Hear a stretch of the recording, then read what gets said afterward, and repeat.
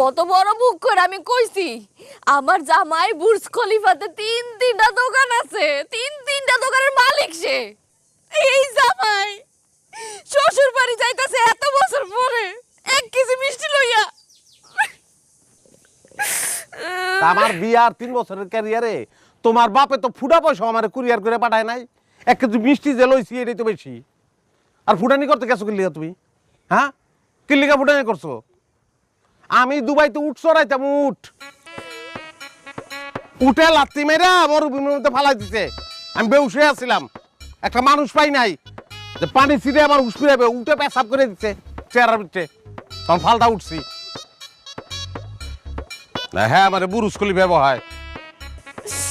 আমার ভাইটার কত শখ আছিল, দুলাভাই যখন আইব তখন আইফোন লইব 14 প্রো ম্যাক্স।